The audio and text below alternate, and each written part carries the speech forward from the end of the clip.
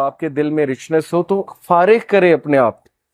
Time نکالیں اللہ تعالیٰ کے لیے، اور پھر دیکھیں آپ کے مسئلے کیسے حل ہوتے۔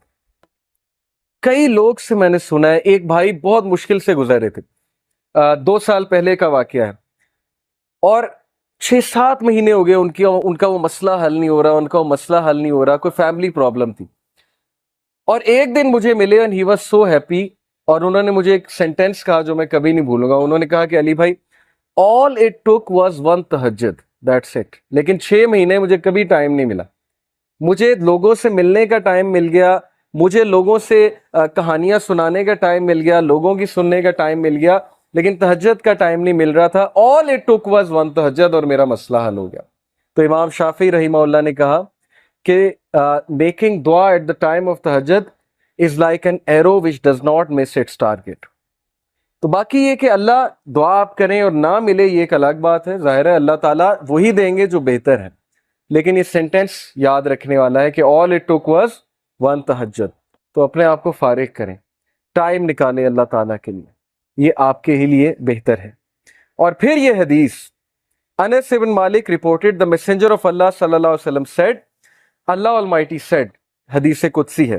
O son of Adam, if you call upon me and place your hope in me, I will forgive you without hesitation۔ اگر تم ہوپ میرے سے لگاؤ گے، امید میرے سے لگاؤ گے، تو میں تمہیں معاف کروں گا، without any hesitation میں تمہیں معاف کروں گا۔ O son of Adam, if you have sins piling up to the clouds and then ask for my forgiveness, I will forgive you without hesitation۔ اور اگر تیرے گناہ آسمان تک جا رہے ہیں اور آسمان کی طرح پائل اپ ہو چکے ہیں، کلاؤڈز کی طرح،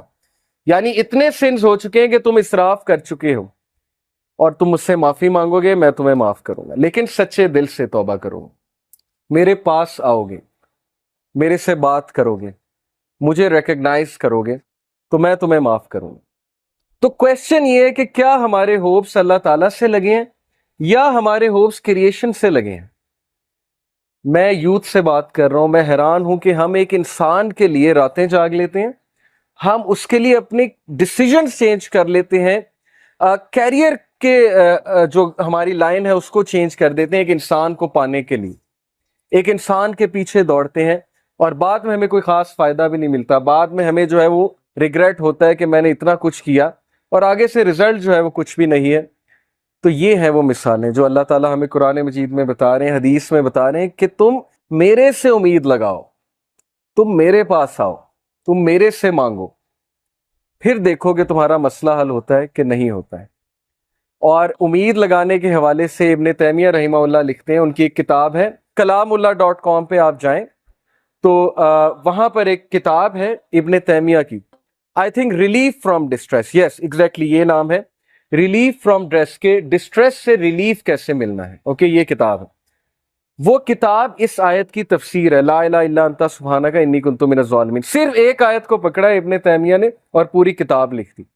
اس میں وہ ایک بات لکھتے ہیں کہ اسلاف جان بوجھ کر یہ دعا کرتے تھے، یہ بھی ایک دعا تھی ان کی کہ ہماری دعائیں ڈیلے ہوں، ہماری دعاؤں کی قبولیت ڈیلے ہو۔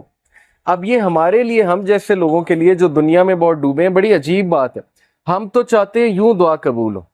میں اللہ سے مانگوں اور چیز میرے سامنے ہو، چاہے وہ میرے لیے بہتر ہے یا نہیں ہے۔ اسلاف کہتے تھے کہ ہم جان بوجھ کے وش کرتے تھے کہ دعائیں ڈیلے ہوں، کیوں؟ کیونکہ جب بندہ دعا کر رہا ہوتا ہے اس کا تعلق ہی اللہ سے اور ہوتا ہے،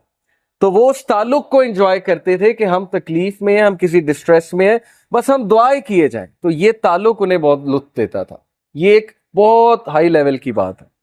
بتانا میں آپ کو یہ چاہ رہا ہوں کہ دیکھیں مصیبتیں آتی ہیں، مشکلیں آتی ہیں، انسان پر بہت سے فیزز آتے ہیں،